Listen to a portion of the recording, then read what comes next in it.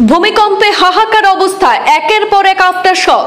মাত্র কয়েক ঘন্টার মধ্যে 4 বার কম্পন অনুভূত হয়েছে আসামে। বিকেল 4টা 41 মিনিটে প্রথম ভূমিকম্পের পর ফের বিকেল 4টা 58 মিনিটে, 5টা 21 মিনিট এবং 6টা 11 মিনিটে ভূমিকম্প অনুভূত। রাতে আরো কম্পনের সম্ভাবনা, আতঙ্কে জনগণ। রাজ্য সরকারের তরফ থেকে প্রকাশ করা হয়েছে হেল্পলাইন নম্বর। রাজ্য দুর্যোগ মোকাবেলা ব্যবস্থাপনা বিভাগ 3টি টোল ফ্রি নম্বর প্রকাশ করেছে। টোল ফ্রি নম্বরগুলি হচ্ছে 10791070 এবং 9401044617। আরো একবার জানাচ্ছি, রাজ্য সরকারের তরফ থেকে 3টি হেল্পলাইন নম্বর চালু করা হয়েছে। সেই 3টি টোল ফ্রি নম্বর হচ্ছে 10791070 এবং 9401044617। রবিবার বিকেল 4টা 41 মিনিটে প্রথম কম্পনে মাত্রা ছিল 5.9। 50 সেকেন্ড পর্যন্ত স্থায়ী হয় সেই কম্পন। পরবর্তীতে বিকেল 4টা 58 মিনিটে দ্বিতীয় কম্পন অনুভূত হয়। সেই কম্পনে মাত্রা ছিল 3.1। 5টা 21 মিনিটে তৃতীয় কম্পনের মাত্রা 2.9 এবং 6টা 11 মিনিটে চতুর্থ কম্পনের মাত্রা ছিল 2.7। আজকের ভূমিকম্পের ফলে রাজ্যের নানা প্রান্তে ব্যাপক ক্ষতি সাধিত হয়েছে। গুয়াহাটি সহ রাজ্যের বিভিন্ন প্রান্ত থেকে ক্ষয়ক্ষতির খবর পাওয়া যায়। ফেন্সিবাজারের মাখনভোগ চারিয়ালির একটি ব্যাংকে অট্টালিকা ক্ষতিগ্রস্ত।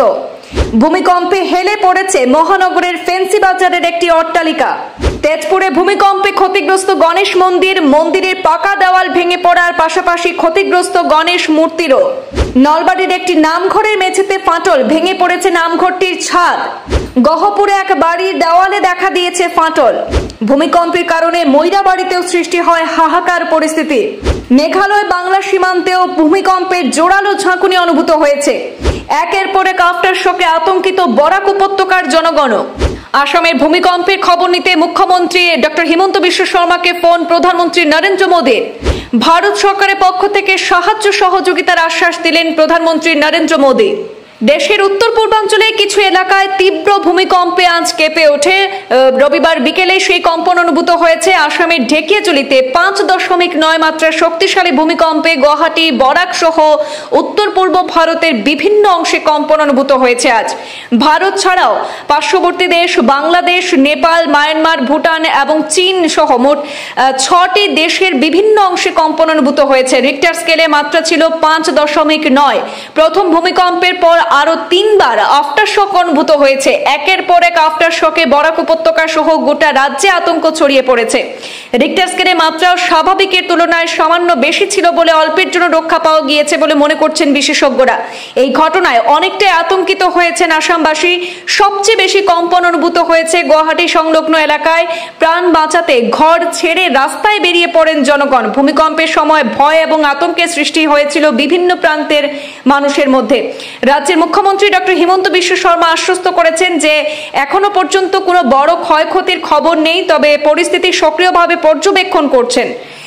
আসামের প্রাক্তন মুখ্যমন্ত্রী তথা কেন্দ্রীয় মন্ত্রী সর্বানন্দ সোনোয়াল তিনিও কিন্তু পোস্ট করেছেন, আসামে বড় ভূমিকম্প হয়েছে, সকলের নিরাপত্তা এবং মঙ্গলের জন্য প্রার্থনা করছি, সবাইকে সতর্ক থাকার আবেদন জানাই। এদিকে আসামে ভূমিকম্পের খবর নিতে মুখ্যমন্ত্রীকে ফোন করেছেন প্রধানমন্ত্রী নরেন্দ্র মোদীও। ভারত সরকারের পক্ষ থেকে সাহায্য সহযোগিতার আশ্বাস দিয়েছেন প্রধানমন্ত্রী নরেন্দ্র মোদী।